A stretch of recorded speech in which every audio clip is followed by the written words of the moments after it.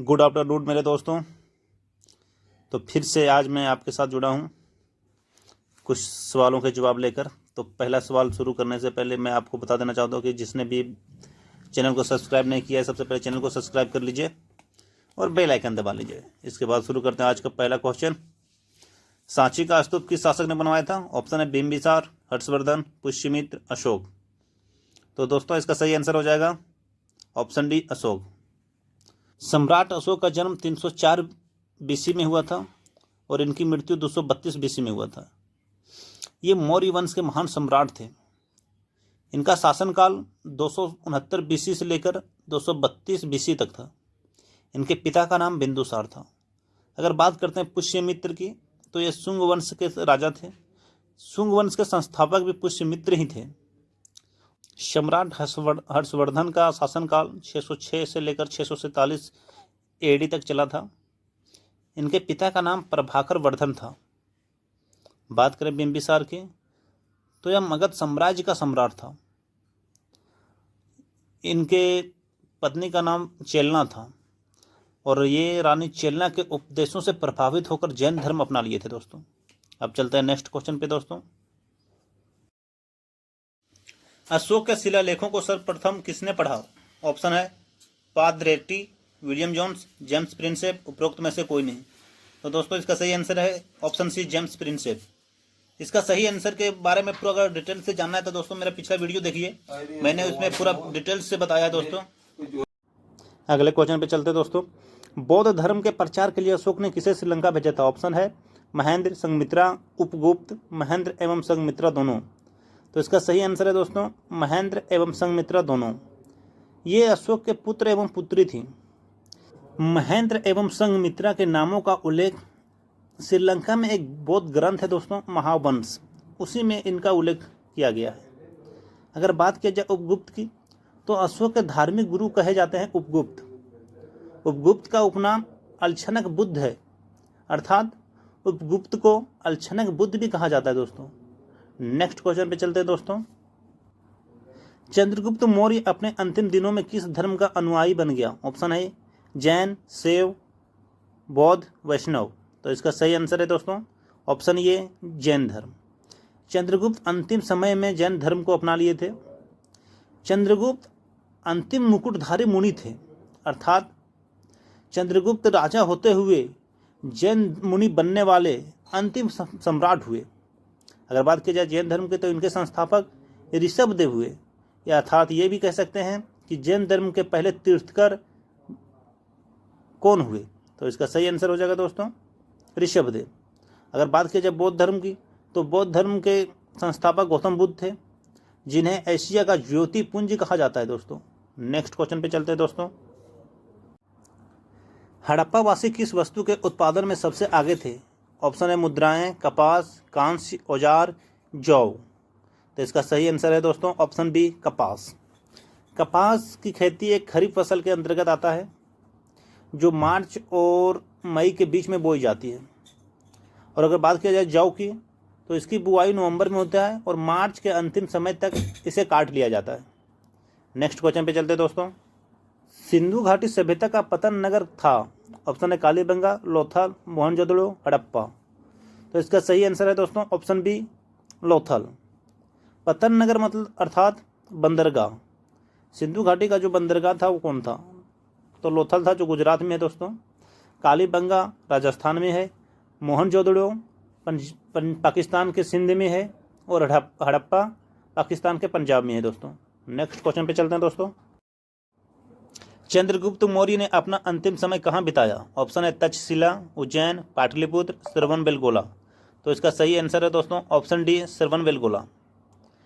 298 BC में चंद्रगुप्त मौर्य अपना शासन त्याग दिया और श्रवणबेलगोला चले गए। वहाँ पर जाकर उन्होंने 5 सप्ताह बिना कुछ खाए पिए ध्यान लगाया, और तब तक ध्यान लगाया जब तक वह भूखमरी से मर नहीं गए। इस क्रिया को क्या कहा जाता है? अन्न को त्याग देकर अपनी मृत्यु को प्राप्त करना, इस क्रिया को क्या कहा जाता है? इसे सलेखाना या संथारा कहा जाता है। अब चलते हैं नेक्स्ट क्वेश्चन पे दोस्तों। कपिल मुनि द्वारा प्रतिपादित दार्शनिक प्रणाली है? ऑप्शन है पूर्व मीमांसा, उत्तर मीमांसा, न्याय दर्शन, सांख्य दर्शन। तो इसका सही आंसर है दोस्तों ऑप्शन डी, सांख्य दर्शन। सांख्य दर्शन के प्रवर्तक कपिल मुनि हुए। सांख्य दर्शन का संबंध जैन धर्म से है। बात करते हैं न्याय दर्शन की, तो न्याय दर्शन के प्रवर्तक अक्षपाद गौतम हैं। न्याय सूत्र, जिसे न्याय दर्शन का सबसे प्राचीन एवं सबसे प्रसिद्ध ग्रंथ माना जाता है दोस्तों। अगर बात की जाए भारत के वैदिक दर्शन के, तो भारत में कुल 6 वैदिक दर्शन हैं: न्याय, वैशेषिक, सांख्य, योग, मीमांसा और वेदांत। अगर बात की जाए पूर्व मीमांसा की, तो ऋषि जैमिनी द्वारा लिखित है ये पूर्व मीमांसा, जिसे 300 से 200 BC के बीच में लिखा गया था दोस्तों। नेक्स्ट बात करते हैं अगला क्वेश्चन, निम्न में से किसने रूस में लाल सेना का गठन किया था? ऑप्शन है लेनिन, त्रोत्स्की, ट्रॉट्स्की, उपरोक्त में से कोई नहीं। तो इसका सही आंसर है दोस्तों ऑप्शन सी, ट्रॉट्स्की। इनका पूरा नाम लेव ट्रॉट्स्की था। इन्होंने लाल सेना का गठन किया था। इनका जन्म 7 नवंबर 1879 में और मृत्यु 21 अगस्त 1940 ईस्वी में हुआ था दोस्तों। इनकी एक प्रसिद्ध लाइन थी जो अक्सर ये कहा करते थे कि बल में विश्वास ना करना गुरुत्वाकर्षण में विश्वास ना करने के समान है। नेक्स्ट क्वेश्चन पे चलते दोस्तों, रूसी क्रांति के दौरान चेका का गठन किसने किया? ऑप्शन है लेनिन, प्लेखानोव, केरेंस्की, ट्रॉट्स्की। तो इसका सही आंसर है दोस्तों ऑप्शन ये, लेनिन। लेनिन का जन्म 22 अप्रैल 1870 ईस्वी में हुआ था। इनकी मृत्यु 53 वर्ष की अवस्था में 21 जनवरी 1924 ईस्वी को हुआ था। नेक्स्ट क्वेश्चन पे चलते हैं दोस्तों, वैदिक काल में आर्यों के जीविकोपार्जन का मुख्य साधन था? ऑप्शन है शिकार, कृषि, व्यापार, शिल्प, कर्म। तो इसका सही आंसर है दोस्तों ऑप्शन बी, कृषि। ऐसे तो वैदिक काल में आर्यों का जीविकोपार्जन का जो मुख्य साधन था वो कृषि एवं पशुपालन दोनों थे, लेकिन यहाँ पे ऑप्शन में पशुपालन नहीं दिया दोस्तों, इसीलिए इसका सही आंसर ऑप्शन बी, कृषि हो जाएगा। नेक्स्ट क्वेश्चन पे चलते दोस्तों, निम्न में से किस क्रांति को अक्टूबर की क्रांति कहा जाता है? ऑप्शन है रूसी क्रांति, इंग्लैंड की क्रांति, अमेरिकी क्रांति, फ्रांस की क्रांति। तो ये बहुत ही इंपॉर्टेंट क्वेश्चन है दोस्तों, क्योंकि मैं आपको बताऊंगा चारों क्रांति के बारे में। तो सबसे पहले जान लेते हैं इसका सही आंसर क्या है। तो इसका सही आंसर है दोस्तों ऑप्शन ये, रूसी क्रांति। अब जानते हैं विस्तार से, डिटेल्स में इसकी जानकारी लेते हैं दोस्तों। तो रूसी क्रांति 8 मार्च 1917 ईस्वी को शुरू हुआ था। तो जानते हैं दोस्तों कि रूस की क्रांति का मुख्य उद्देश्य क्या था। तो जानते चलते हैं दोस्तों कि रूस में पहले जार का शासन चलता था। जार का शासन वंशागत था। इसमें जार अपने स्वेच्छा से सरकार चलाती थी, लेकिन इस क्रांति के समय जार के स्वेच्छाकारी शासन का अंत हो गया तथा रूसी सोवियत संघात्मक समाजवादी गणराज्य की स्थापना हुई। अगर बात किया जाए इंग्लैंड की क्रांति की, तो वह 1689 ईस्वी के बीच चला था। इंग्लैंड की क्रांति को रक्तहीन क्रांति कहा जाता है, क्योंकि इस क्रांति के दौरान इंग्लैंड का राजा का चेंज हुआ, इंग्लैंड के राजा में बदलाव हुआ और इंग्लैंड की शासन व्यवस्था में भी बदली गई। लेकिन जानने वाली बात यह है दोस्तों कि इतना क्रांतिकारी होने के बाद भी, इतना बड़ा क्रांति होने के बाद भी किसी प्रकार का कहीं भी खून का एक कतरा नहीं गिरा, कहीं भी खून खराबा नहीं हुआ। इसीलिए लोग इसे रक्तहीन की क्रांति कहते हैं। नेक्स्ट बात करते हैं अमेरिकी क्रांति की। तो यह 22 मार्च 1765 ईस्वी को हुआ था दोस्तों। अमेरिकी क्रांति का मुख्य उद्देश्य अमेरिका को एकीकृत करना था दोस्तों। जॉर्ज वाशिंगटन ने अमेरिकन उपनिवेशों को एकीकृत करके संयुक्त राज्य अमेरिका का वर्तमान स्वरूप प्रदान किया था दोस्तों। और वही जॉर्ज वाशिंगटन अमेरिका के प्रथम प्रेसिडेंट बने दोस्तों। इनकी मृत्यु 14 दिसंबर 1799 ईस्वी को हो गई दोस्तों। नेक्स्ट बात करते हैं फ्रांस की क्रांति की, जो 5 मई 1789 से 9 नवंबर 1799 ईस्वी तक चला था दोस्तों। फ्रांसीसी क्रांति फ्रांस में राजनीतिक और सामाजिक उथल पुथल एवं आमूल परिवर्तन की अवधि थी दोस्तों। इसमें जब फ्रांस में फ्रांसीसी क्रांति हुई तो इसमें राजनीतिक और सामाजिक उथल पुथल बहुत अधिक हुआ दोस्तों। इस प्रकार फ्रांस की क्रांति 9 नवंबर 1799 ईस्वी को समाप्त हुआ।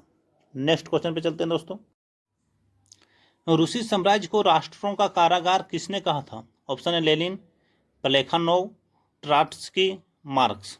तो इसका सही आंसर है दोस्तों ऑप्शन ए लेनिन ने।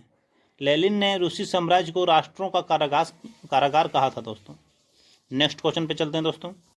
सबसे पुराना वेद है, ऑप्शन है सामवेद, ऋग्वेद, यजुर्वेद, अथर्ववेद। तो इसका सही आंसर है दोस्तों ऑप्शन बी ऋग्वेद। अगर आपको ऋग्वेद, सामवेद, यजुर्वेद, अथर्ववेद के बारे में विस्तृत जानकारी लेना है दोस्तों, तो आप मेरा पिछला क्लास का जो वीडियो है वो जरूर देखिए दोस्तों, क्योंकि मैंने उसमें पूरा डिटेल्स में बताया है चारों वेदों के बारे में दोस्तों। तो नेक्स्ट क्वेश्चन पे चलते हैं दोस्तों। हिंद भारत की जनता के संदर्भ में हिंदू शब्द का प्रथम बार प्रयोग किसने किया था? ऑप्शन है रोमवासियों ने, यूनानियों ने, चीनियों ने, अरबों ने। तो इसका सही आंसर जान लेते हैं दोस्तों। इसका सही आंसर है ऑप्शन डी अरबों ने। अरब के आर्य लोग ने ही हिंद भारत में हिंदू शब्द का प्रथम बार प्रयोग किया था दोस्तों। नेक्स्ट क्वेश्चन पे चलते हैं दोस्तों। प्रथम विश्व युद्ध के दौरान धुरी राष्ट्रों का नेतृत्व किसने किया? ऑप्शन है जर्मनी, हंगरी, ऑस्ट्रिया और इटली। तो इसका सही आंसर है दोस्तों ऑप्शन ए विश्व युद्ध के दौरान जर्मनी। विश्व के कुछ देश दो भागों में विभक्त हो गए, जो एक था मित्र राष्ट्र और दूसरा था धुरी राष्ट्र। तो धुरी राष्ट्र में जर्मनी, ऑस्ट्रिया, हंगरी और इटली थे दोस्तों। अगर बात किया जाए मित्र राष्ट्र की, तो उसमें इंग्लैंड, जापान, यूएसए, रसिया और फ्रांस ये देश थे दोस्तों। लेकिन वहीं अगर सेकंड वर्ल्ड वार की बात किया जाए, द्वितीय विश्व युद्ध की बात किया जाए, तो इसमें ये देश जो मित्र राष्ट्र में थे वो कुछ धुरी राष्ट्र में चले गए। इसका प्रमाण द्वितीय विश्व युद्ध में मिलता है दोस्तों, क्योंकि आप जानते होंगे कि यूएसए ने जापान पर परमाणु बम से हमला किया था दोस्तों, जबकि प्रथम विश्व युद्ध में मित्र राष्ट्र में जापान और यूएसए एक साथ थे। नेक्स्ट क्वेश्चन पे चलते दोस्तों। इटली के एकीकरण का पैगंबर किसे कहा जाता है? ऑप्शन है एमेनुएल, मैजनी, गैरिबाल्डी, कैबोर। तो इसका सही आंसर हो जाएगा दोस्तों ऑप्शन बी मैजनी। मैजनी का जन्म 1807 ईस्वी में हुआ था और इटली का एकीकरण 1848 से लेकर 1871 ईस्वी के बीच में हुआ था। और अगर बात किया जाए जर्मनी के एकीकरण का, तो जर्मनी का एकीकरण 1871 ईस्वी में हुआ था दोस्तों। अब चलते हैं नेक्स्ट क्वेश्चन पे दोस्तों। निम्न में से कौन सा राजा प्रायः जनता के संपर्क में रहता था? ऑप्शन है बिंदुसार, अशोक, चंद्रगुप्त मौर्य, विक्रमादित्य। तो इसका सही आंसर है दोस्तों ऑप्शन बी अशोक। अशोक के पिता का नाम बिंदुसार था और बिंदुसार के पिता का नाम चंद्रगुप्त मौर्य था। चंद्रगुप्त मौर्य ही मौर्य वंश की स्थापना की थी। नेक्स्ट क्वेश्चन पे चलते हैं दोस्तों। लाल कुर्ती नामक सेना का गठन किसने किया? ऑप्शन है विक्टर एमेनुएल, गैरिबाल्डी, कैबूर, मैजनी। तो इसका सही आंसर है दोस्तों ऑप्शन सी कैबूर या काबूर जो भी कह सकते हैं आप। इसका सही आंसर ऑप्शन सी हो जाएगा दोस्तों। बात करें अगर भारत में, तो लाल कुर्ती या लाल शर्ट का आंदोलन को 1930 या 31 ईस्वी में अब्दुल गफर खान द्वारा शुरू किया गया था, जिसे खुदाई खिदमतगार कहते हैं। और अगर बात किया जाए विक्टर एमेनुएल की, तो ये वर्तमान इटली के द्वितीय जनक माने जाते हैं। नेक्स्ट क्वेश्चन पे चलते हैं दोस्तों। महान सम्राट अशोक किस वंश के थे? ऑप्शन है गुप्त, मौर्य, शुंग, पल्लव। तो इसका सही आंसर हो जाएगा दोस्तों ऑप्शन बी मौर्य वंश। अगर बात की जाए गुप्त वंश की, तो गुप्त वंश का शासन 4वीं शताब्दी से लेकर 6वीं शताब्दी तक चला था दोस्तों, लगभग 319 एडी से 550 एडी तक। गुप्त वंश के संस्थापक श्रीगुप्त थे। गुप्त वंश को भारत का स्वर्ण युग कहा जाता है दोस्तों। बात करते हैं मौर्य वंश की, तो मौर्य वंश के संस्थापक चंद्रगुप्त मौर्य थे। मौर्य वंश का शासन 322 बीसी से लेकर 185 बीसी, लगभग 137 वर्षों तक रहा दोस्तों। अगर बात किया जाए शुंग वंश की, तो इसके संस्थापक पुष्यमित्र शुंग थे। पुराणों में पुष्यमित्र शुंग को सेनानी कहा गया है दोस्तों। अगर बात किया जाए पल्लव वंश, तो इनके संस्थापक सिंह विष्णु थे। नेक्स्ट क्वेश्चन पे चलते दोस्तों। यंग इटली नामक संगठन किसने बनाया? कैबूर, गिबर्टी, मैजनी, गैरिबाल्डी। तो इसका सही आंसर है दोस्तों ऑप्शन सी मैजनी ने। अब चलते हैं नेक्स्ट क्वेश्चन पे दोस्तों। स्पेस एक्स के संस्थापक कौन है? ऑप्शन है Max Levchin, Elon Musk, Luke Nosek, Peter Thiel. तो इसका सही आंसर है दोस्तों option B Elon Musk. Next question पे चलते हैं दोस्तों। यश भारतीय सम्मान किस भारतीय राज्य सरकार द्वारा प्रदत्त है? पंजाब, उत्तर प्रदेश, महाराष्ट्र, उत्तराखंड। तो इसका सही आंसर है दोस्तों ऑप्शन बी उत्तर प्रदेश। अब जानते हैं नेक्स्ट क्वेश्चन दोस्तों। किसने कविता के लिए खुशवंत सिंह मेमोरियल पुरस्कार जीता है? ऑप्शन है केकी एन दारूवाला, अरुंधति सुब्रमण्यम, कश्यप स्वामी, रंजीत होसकोटे। तो इसका सही आंसर है दोस्तों ऑप्शन बी, अरुंधति सुब्रमण्यम। अब नेक्स्ट क्वेश्चन जाने से पहले दोस्तों मैं आपको बता देना चाहता हूं कि मेरे इस चैनल पे एसएससी जीडी, रेलवे या अन्य प्रकार के कम्पिटिटिव एग्ज़ाम जो अक्सर सवालों में पूछे जाते हैं कि सारे सवाल कराए जाएंगे। तो आप चैनल को सब्सक्राइब कर लीजिए दोस्तों, बेल आइकन दबा लीजिए दोस्तों, और ज़्यादा से ज़्यादा शेयर कीजिए दोस्तों। अगर आपको कुछ प्रॉब्लम है तो आप कमेंट बॉक्स में हमसे कुछ पूछ सकते हैं दोस्तों, जो भी आपका मन करे। ठीक है दोस्तों, तो चलते हैं नेक्स्ट क्वेश्चन पे, और आज का लास्ट क्वेश्चन पे। निम्नलिखित में से कौन प्रार्थना समाज से संबंधित नहीं है? महादेव गोविंद रानाडे, ज्योतिबा फुले, एन.जी. चंद्रावरकर, आर.जी. भंडारकर। तो इसका सही आंसर है दोस्तों ऑप्शन बी, ज्योतिबा फुले। तो ये था अंतिम क्वेश्चन तो दोस्तों आज का क्लास का। तो दोस्तों चैनल को सब्सक्राइब कर लीजिए और हमसे जुड़े रहिए। धन्यवाद।